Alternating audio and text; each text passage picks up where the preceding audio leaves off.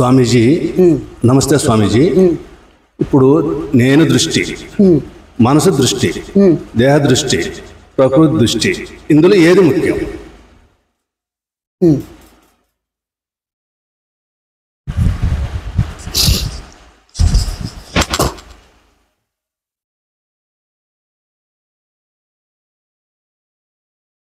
ఒకటి నేను దృష్టి, రెండు ప్రకృతి దృష్టి, మూడు జగత్ దృష్టి, మనసు దృష్టి.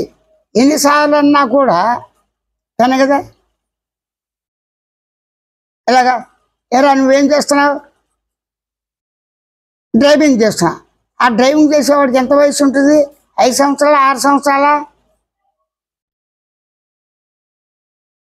15 ఏళ్ళు ఉంటే ఆ వయసును బట్టి ఉంటుందిగా. ఎరా బాబు ఏం చేస్తున్నావు? స్కూల్కి వెళ్తున్నా. ఇలా దృష్టి, దేహ దృష్టి, మనసు దృష్టి, నేను దృష్టి, జగత్ దృష్టి, ఇన్ని రకాల దృష్టి కూడా నేను దృష్టితోనే ఉన్నది. కాబట్టి ఏ దృష్టి ముందు, ఏది ప్రధానం అన్నావు?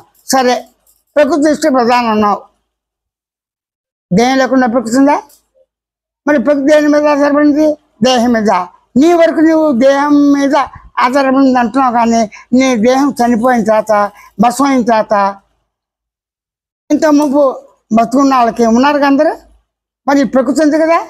ఆ ప్రకృతి దృష్టి ప్రధానమా, దేహ దృష్టి ప్రధానమా అంటే వ్యక్తిగతంగా ఏది? దేహ దృష్టి. వ్యక్తిగతంగా ఏ దృష్టి? నేను దృష్టి. వ్యక్తిగత దేని దృష్టి? మనో దృష్టి. అప్పుడేంటి? ప్రశ్నించేవాడు ఏ దృష్టి అయినా వాడికి ఒకటే. ప్రశ్నించేవాడికి ఆన్సర్ కావాలి. ప్రశ్నించేవాడికి సందేహం వచ్చింది. సందేహం ఎవరికి తీరాలి? ఎవరికి? ప్రపంచాన్ని చెప్పాలా?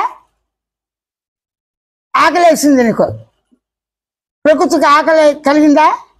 ప్రకృతికి ఆహారం ఇస్తావా? పంచభూతాలు కలిగింది ఆకలి, పంచభూతాలకు ఇస్తావా? ఇవ్వవు కదా. ఆకలి దృష్టి ఎవరికి కలిగింది? దేహానికి కలిగిందా, మనసు కలిగిందా? ముందు ఆకలి బాధ మనసుకి. అప్పుడు మనసు ముఖ్యమా, దేహం ముఖ్యమా, నేను ముఖ్యమా, ప్రపంచమా, ఏది ముఖ్యం అని అడిగావు నువ్వు. ఏది కాదు, అన్నీ ఒకటే, అన్నీ వేరు వేరు, రెండే పద్ధతులు. అన్నీ ఒకటే అంటే ఏమైంది?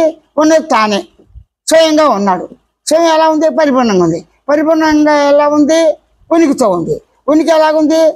చైతన్యంతో ఇరుకుతూ ఉంది. చైతన్యం ఉనికి ఎలా ఉంది? ఆనందంగా ఉంది. ఆనంద ఉనికి చైతన్యం ఎలాగుంది? మౌనంగా పరిపూర్ణంగా ఉన్నది అని. దీనిలో ప్రకృతి అడిగిందా, దేహం అడిగిందా, ప్రత్యేక మనసు అడిగిందా, శబ్దం అడిగిందా, భావం అడిగిందా అంటే నేను ఉన్నాను, నేను అడిగింది. అప్పుడు ఈ అనుభవ అనుభూతులు అన్నీ నేనుకే ఉన్నాయి కదా. ఏది ప్రధానం అంతకూడదు. ఉన్నదంతా నేనే, ఉన్నదంతా